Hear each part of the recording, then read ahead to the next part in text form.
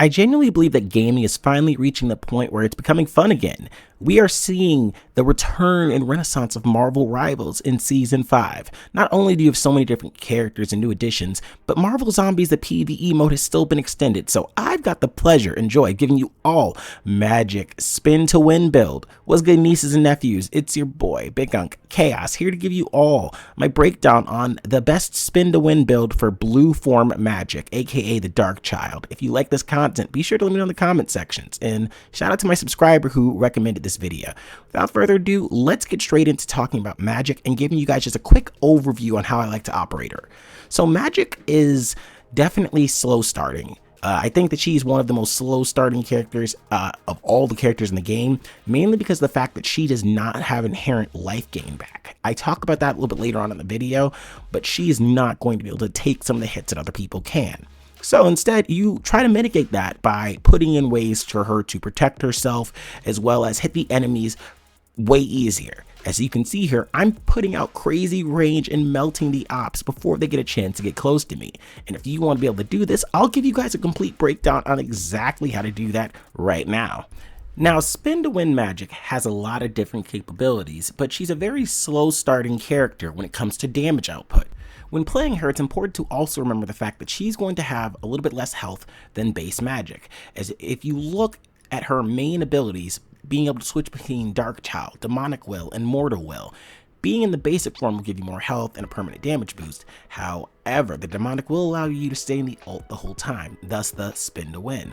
The second part of it comes in with the Reaper's Resolve. This allows you to essentially do many half spins, like think a juking or a pivot, like when you're playing basketball, and shuffle across the map in multiple different ways. Not only will this allow you to hit good AoE damage, but it'll also keep you away from a lot of the enemies because you're abusing iframes by consistently phasing in and out of combat.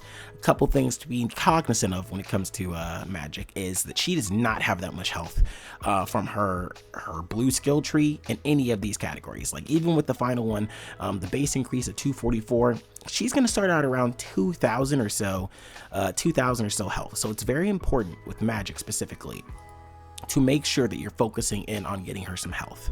Now, explaining what each of these modes do here at the 20, 60, and 120 increment. The first stage, you're going to increase the damage instances of Soul Sword, Eldritch Whirl, and Dark Form, and boost energy gain efficiency. This means you're going to move a little bit quicker with your cooldowns. You're also going to get more damage. The second one is another cooldown reduction. Hitting more people will reduce the ability cooldown of all moves. Cannot trigger multiple times per hit on multiple enemies, but you can trigger it multiple times on separate enemies, so that's good. And finally, the third one is, every 200 damage dealt in a Berserker state increases Sword's damage by 100%. This isn't going to seem like a lot initially here, but I believe this is one of those multiplicative ones that really will make a difference. Now, for a lot of these, I'm probably just going to give you a little bit of an insight on what I've noticed to work best and haven't. If you've noticed something different, I'm definitely all aboard on that, but I go all in on the Form Sword, the base health. I might get maybe one of these, maybe, but for the most part, I prefer the attack speed and attack range, as well as just increasing the baseline damage for her. You really don't need much else, and by going faster and moving quicker, you're going to be able to dish out some pretty good damage to your ops. I don't really like wasting any energy on this, on Suffering Sphere. Bonus damage is nice for every enemy within 5 meters. That's nice. Stacking increases detection range per enemy bonus and the total cap. But by the time you're getting the benefits from this, you're going to need like 10 of them, and I would rather put that effort just towards the raw damage. So that's just my take on it. If you guys have another opinion, let me know in the comment section.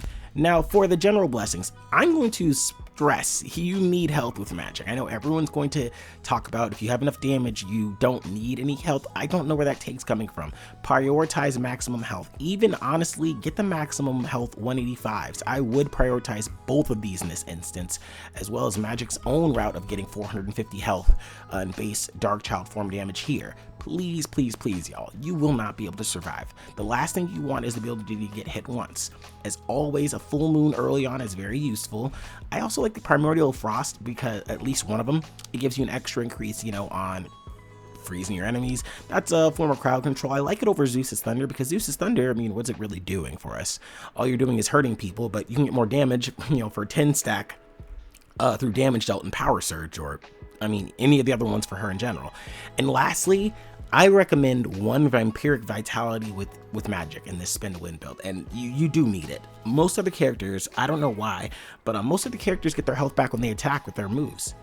But for some reason, she doesn't, so I would make sure that you get at least one vampiric vitality, just so you have the capabilities of getting some of the health back that you're going to be losing naturally, and so you don't get one shot. And the last thing you want to do is be in a situation with the bosses and you can't survive through even one Scarlet Witch wave. If you can't do that by the time like round 10 comes around, you can't get through one, or round 15 when you're fighting off against her and no more, you should at least, between that and all the damage reductions, get every single damage reduction, every character, every game. But by that point, you're going to want to be able to have enough health. And I don't care how fast or how much damage you're doing. If you can't last, it's not going to matter. You'll be a prepubescent teenage boy, eager to start, but quick to finish. Now, overall, I have to say that I had a lot more fun with her than I was expecting. I genuinely believe that Magik's base form was the better form, and heck, maybe it is, but this build here made me feel like a true god. I mean, I'm just surviving, dodging the attacks. As you can see here, this is the clip of me showing that I can complete it in Nightmare 4, and I have the most damage on my team. I out-damaged everyone, believe it or not, and I was very shocked by that. So just some quick tips on what to do and what to avoid. One, you're gonna make sure you get every single damage reduction. I've said that, I'll keep saying that every time. Try to get the 185s for health and the 450s. I think that having about 11,000, 10,000 health by the time you fight up against those two Scarlets is probably enough. Added on the fact that she gets health back from the vampiric. But I do think that you'd probably even cut it down to 9,000 if you're trying to speed run it. I'm sure there have been Magics who've done it solo within the world breaking time. I haven't seen any last I checked, but I'm sure it's definitely happened at this point. But yeah, overall, she's a fun character. If you want someone who can attack everyone equally, indiscriminately, I think that she's going to be someone to enjoy. Also, a fun fact for all of you, if you want to avoid the elites, you can utilize her little effigies as a distraction as well. So she actually has a larger moveset than most people that actually has purposes, even if it's just, like I said, a distraction or a replacement for her primary, as where other people would use her move. I'm just focusing on that half world dash here. Look at me just dashing in and out. I'm surviving during both waves of the Scarlets. A lot of people can't do that, and if you haven't noticed, I am the only one on my team who's not died yet. Anyways, this has been a really fun series. I don't know who I'm going to go for next, honestly. I might try Blue Jeff. I might really give Punisher Shotgun another go. I tried that one. It wasn't super exciting, but you guys keep me motivated. So if you're still a Marvel Zombies player, even after, Season 5 came out and all the new updates, your favorite characters, and you want more content, then let's keep the hype going. Show me some love. Let me know in the comment section who you want to see next and what other type of series you guys want, because I'm really excited about the future of Marvel Zombies, specifically the PvE modes.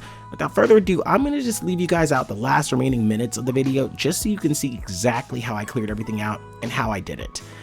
Thank you again so much for watching, and have a great day.